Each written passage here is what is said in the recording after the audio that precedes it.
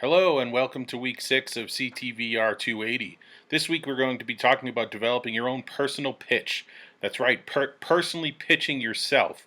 You should be used to pitching your ideas, your screenplays, getting people onto your crew. But oftentimes we forget or put ourselves to the back of that. And it really is one of the most critical things that we can do when we're looking for employment, looking to build a pipeline of work, or just continuing what we're already doing. So today we'll be taking a quick look at developing your personal pitch. And I want you to take a look at the book Hollywood Game Plan as well as some exercises in there. We'll take a little bit later. But for now, let's see, I can't get my screen to move forward, so just a second. There we go. Angelo Ford, everybody knows me. You can get a hold of me by email at aford@saddleback.edu, or of course directly at Canvas.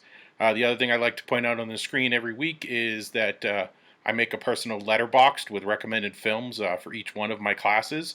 This link will take you to one for employment-related films, but you're welcome to browse some of those others as well. And I've created one that students can actually contribute to of movies that you think would be helpful in this class and some of the other classes that you might see in there, like writing or directing and independent producing. So feel free to engage in there, and of course on all my professional social media channels, Film Professor on TikTok, Film_Professor on Instagram and Twitter.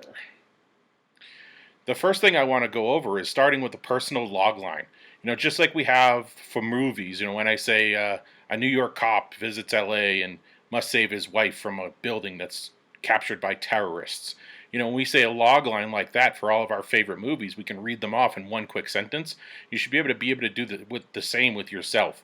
Who you are, where you're from, the basics, of what you want people to know and be interested in about you. For me, my quick one, when I was, first starting out in film entertainment world, I always started with my history as a pilot, because people are fascinated by it. It's something that's interesting.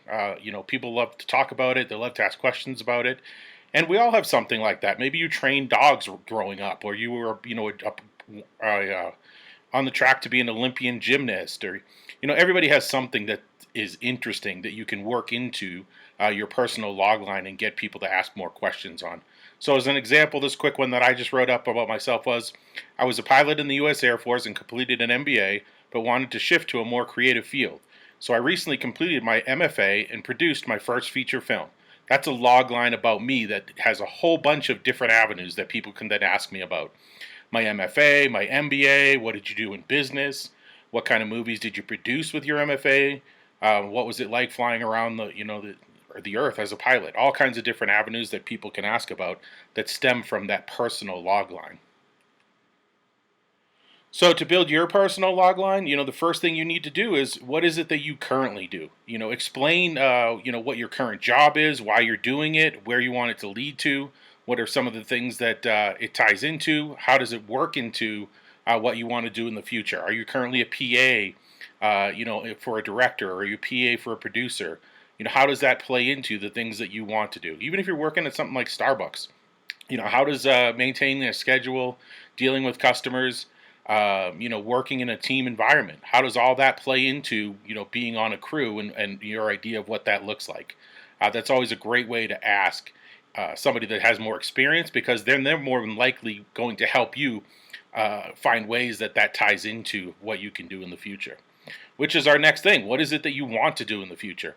I teach two different 101 classes. I teach Film 101 here at Saddleback, and I teach a Video Production 101 up at Pasadena City College. And the one thing that I want my students to take away from that course is, what is it that you want to do in film? Even if it's what you think you want to do in film. It's just this idea, do you want to be a producer? Do you want to be a director? Those two things alone are a major division in the logistics of making movies or the creative side of making movies. Do you want to work in a particular crew position? What is it that you're aspiring to be? Always think of things of what you're aspiring is a great way to put it into words when you're looking to talk in an entertainment type of field.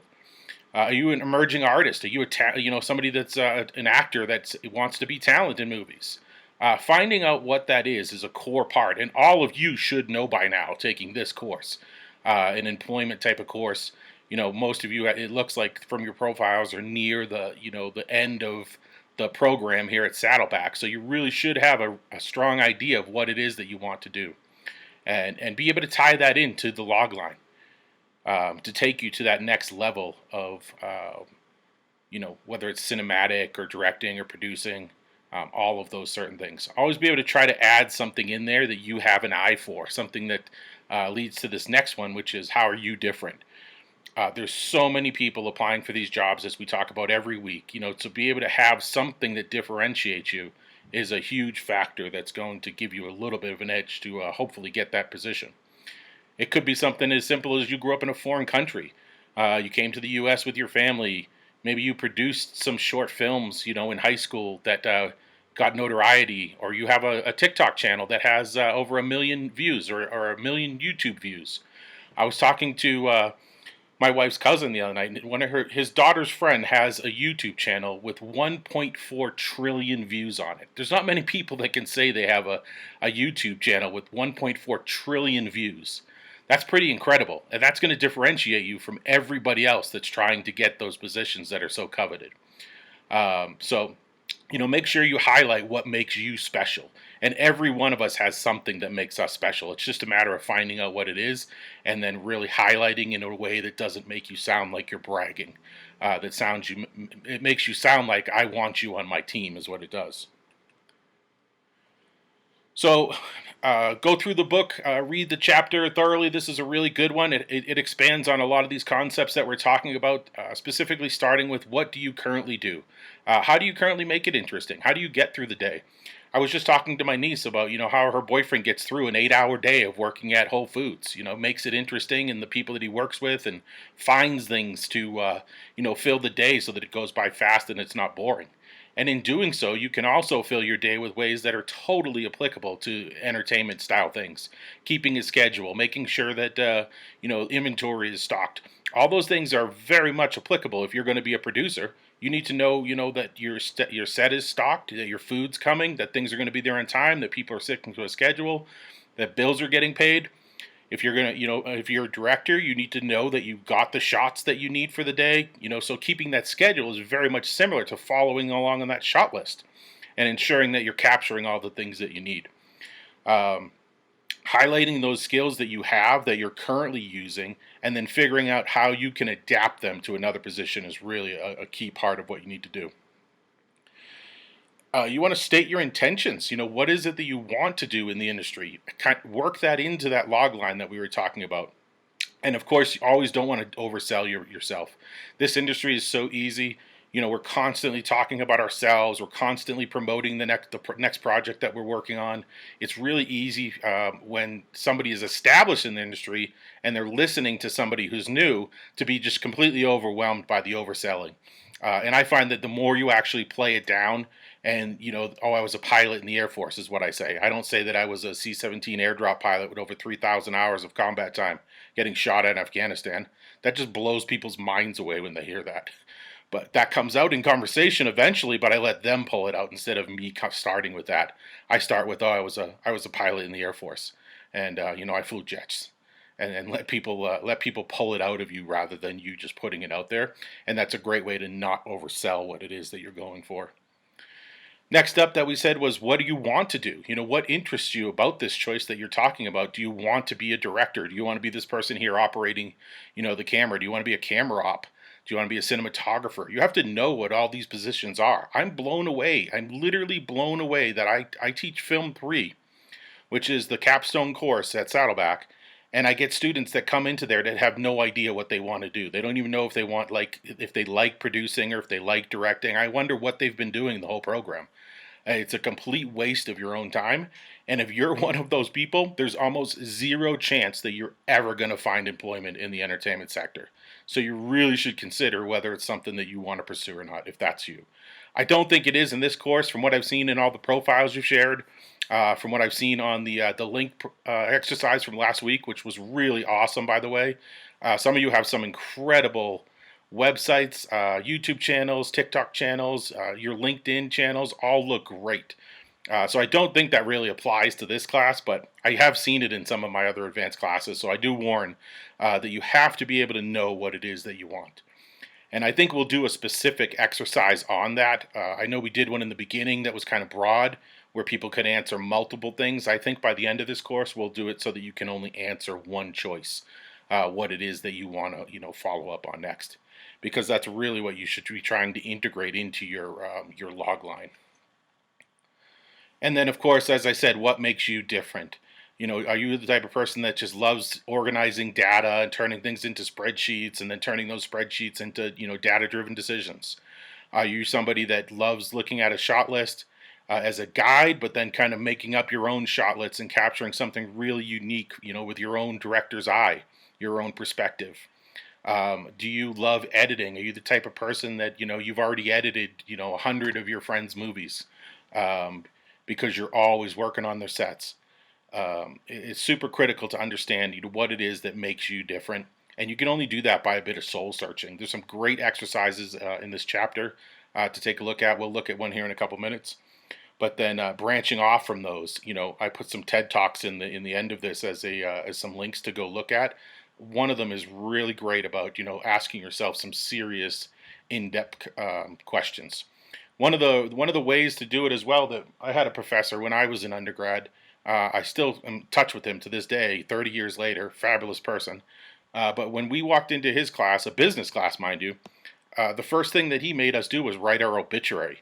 And some people thought this was really dark. But by the end of the class, everybody understood, because when you write an obituary for yourself, what you identify what the goals are that you want to achieve in life, and then you kind of look backwards from there on how you're going to do them. They say the number one thing that's going to make you a millionaire in life, a successful person in life, is simply having goals. Most people don't even take the time to establish goals. So we'll talk about goals quite a bit as we move forward. But just remember, what is it that you want to do, and then what is it that you already have as a skill, as a talent, that you do differently than other people that can integrate into that, and then work that into your log line as well.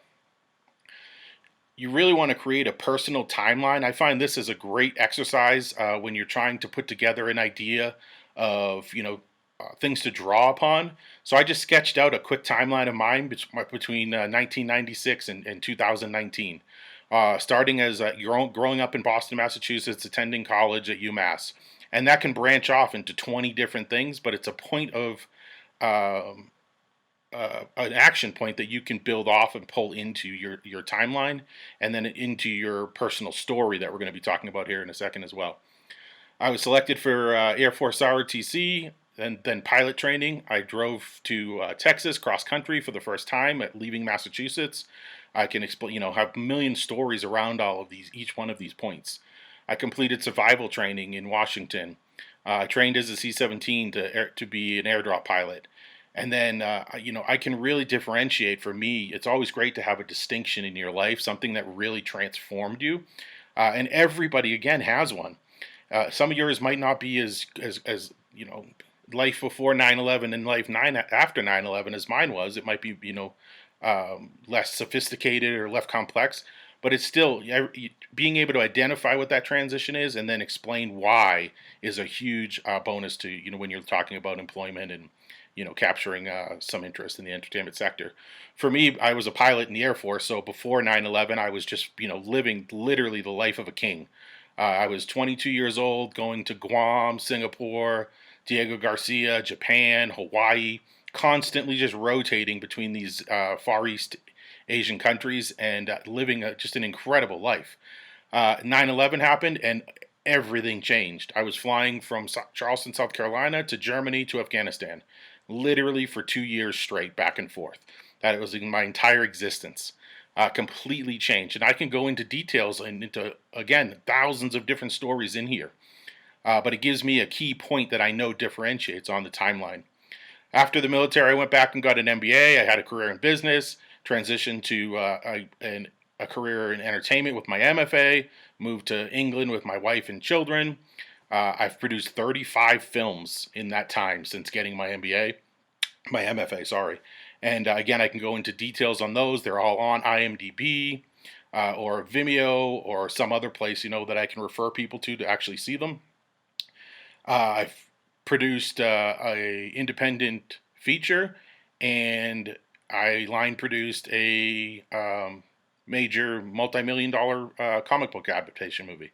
most recently. So there's all kinds of different things that you can have as these points. And then I finalize here with I started teaching and transitioned from one class to currently 12 classes between Saddleback and Pasadena that I teach at any given time. So having a timeline, that I can just walk through, just like I did with you, basically covers the last 20 or so years of my life really easily. And you want to be able to do that to be able to pull from your stories. Because the next portion of what we're trying to do is to develop your personal A story. Every movie that we watch, again, you've got the log line for the movie. Now you have a log line for yourself. You're watching a movie, you're watching, what's the A story? What happens along the primary arc of the main character? Where do they go? What happens to them? We can look more at B stories later on. We're going to look at those as, anecdotal things that you can bring up in stories. That'll kind of be the B story. But for your A story, you want to build on that timeline and really sell yourself on where you came from, where you are, and where you want to go. I love this little picture I have here. On the left is my sister and I in 1984, and the right is my kids in 2015. And this is the first time I ever went to a movie. I went to see, I believe it was Empire Strikes Back. And I'm holding my this toy that I love, this X-wing fighter, and it was just a plastic piece of junk. Here we are in 2015. My son's little X-wing there is an actual drone that flies. Granted, it's pretty cheap and it's made of foam and it doesn't fly far, but it's still super fun, and it's amazing that difference, between the cheapy plastic in the early 80s into the 2000 now the drone I have, which is incredible, really gives you an amazing ability to even video from something like that. So this idea of where you came from, where you're going, and where you want to be, integrating that in. Look at old pictures like this, where you are and where you want to be is really what we're thinking about. When I say personal story examples, I put together some here. VP of Communications, went to college and then moved to Hollywood. She thought she was going to be an actor, but she found passion, in communication. So she went back to school for an MBA. Now she's thrilled to be working in a studio in the communications department, and then still acting as a hobby. Cinematographer found his niche as filmmaking while shooting music videos in college to make money on the side. Followed that passion and ability of lighting scenes and advancing from set to set until becoming a director of photography.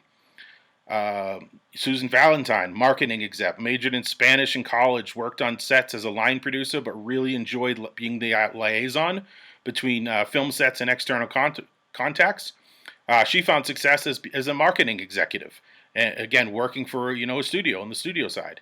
And then Nil Snowden over here worked as a PA, then second assistant on multiple film sets, produced the little indie projects on the side as hobby, and then gradually increased to become a studio producer. So, these are like brief little blips where now we have our log line, and then we would have something more like this A story that we could talk about. We meet somebody at a party, we meet somebody at a networking event or at a film festival. Hopefully more often once, COVID goes away and we're all able to actually get in rooms and elbow bump once again. Here we have the anecdotal, is that how you say that? Anecdotal one-liners. I had to ask my wife for help. Anecdotal one-liners, one-liners we can call them. These are like more expanded versions of your log line, but that other people can then ask about and continue to build upon how you can provide entertainment conversation pieces, show some kind of desirable quality through, giving a one-liner or a short story, and then somebody might ask you to expand upon that, or being memorable so that somebody will remember who you are. I like to look at them on a simple chart like this. Again, this is the business analytical side of me. I have the horizontal line as creative and the vertical line as business oriented.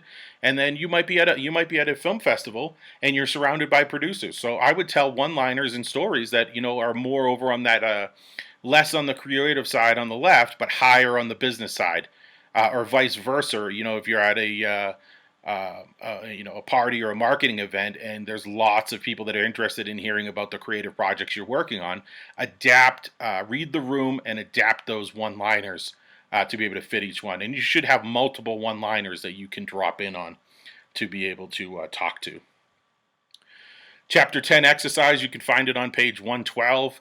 Again, it comes down to what we've been talking about, developing your personal story, looking at your passions. My dad used to tell me that if you find a job that you're passionate about, you'll never work a day in your life. And there's definitely truth to that. But passion's not enough because a lot of times people aren't willing to pay you for what you're passionate about. So it's a combination of, I find it to be a triangle of what you're passionate about, what you're good at, and what other people will pay you for. And finding, your zone somewhere in there that you can be find happiness with is really to me the key to life, as far as your work life goes, anyway. Your special skills. What are you good at that somebody else might have difficulty in? Like I said, something that comes easy to you but difficult to others.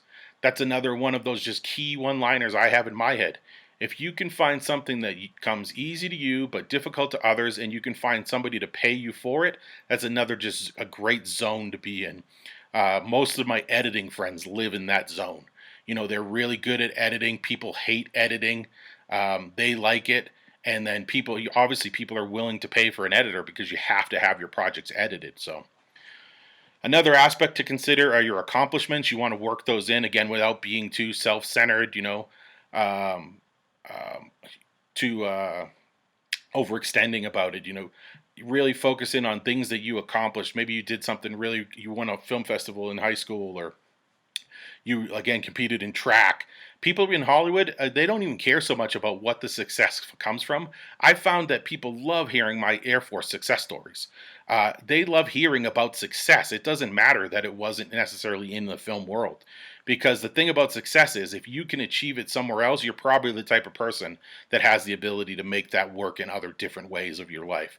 So being able to talk to those accomplishments, showing how you turn to difficulty into a success, and then obstacles and results. I've mentioned before, one of the Air Force tactics that we used to use was SOAR, which is, I start with a situation, then explain an obstacle that you face, an action that you took, and then the result of that actual action to highlight, maybe a difficulty that you overcome. So developing that personal story is the first thing in that exercise. The second part of it is to develop your personal anecdotes, that word I hate, your personal one-liners.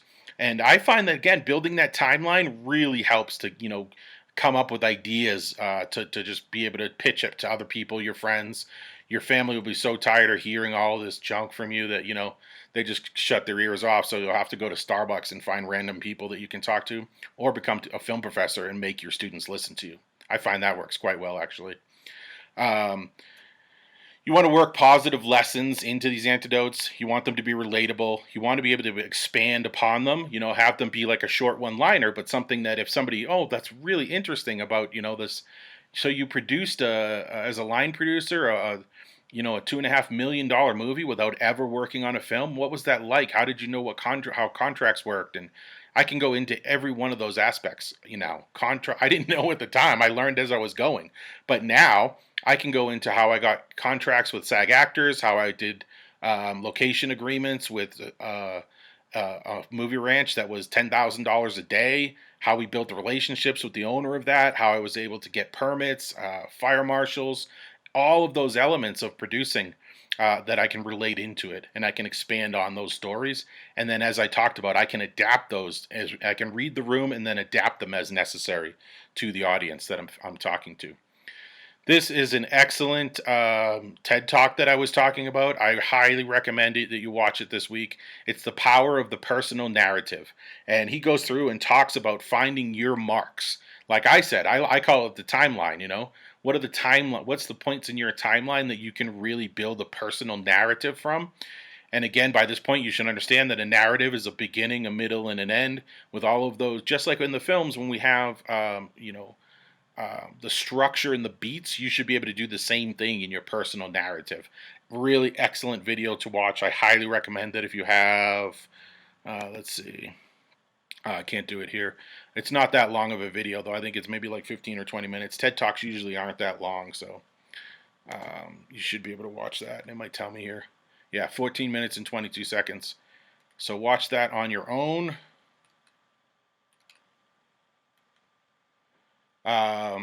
and then we bring it all together here. We look back at each week over what we talked about.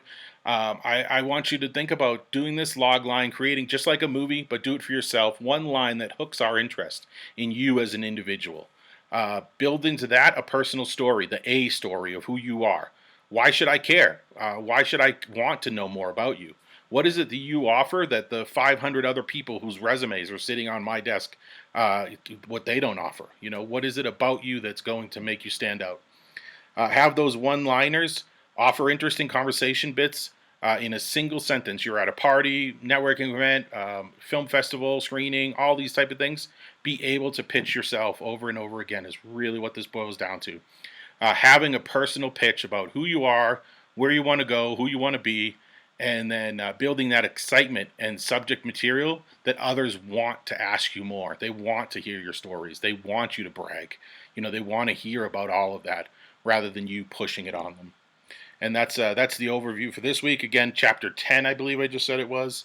Go ahead and read through that, do the exercises, watch those videos, and check through Canvas. Make sure you look for any other assignments or postings that are on there. And then we will get back together again next week. I hope you enjoy the material, and thanks again for tuning in this week. Everybody be safe.